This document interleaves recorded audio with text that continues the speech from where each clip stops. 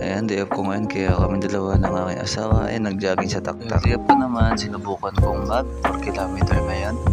Tapos ng aking 4 kilometers, sumabay naman ako sa pace ng aking asawa.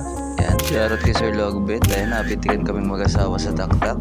Thank you sa mga photographer sa taktak. Nung hapon naman, nagpunta naman kami dito sa Wingbin, dito sa may bayan sa Antipolo. Ang in-order ng misis ko yan, chocolate. Tapos ito yung chicha namin, nachos. Yan. Sa in-order ko, syempre espresso ulit. Tara, i-assess natin to.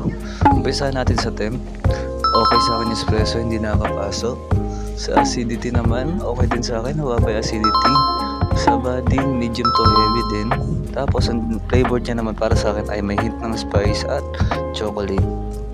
Para sa akin, solid to. 4 out of 5. Ilan lang yung mga coffee shop dito sa Antipolo na may masarap talaga na espresso.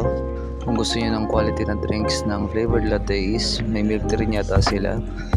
Yan, try nyo tong Wingbin dito sa may bayan. Yun lang, maraming salamat.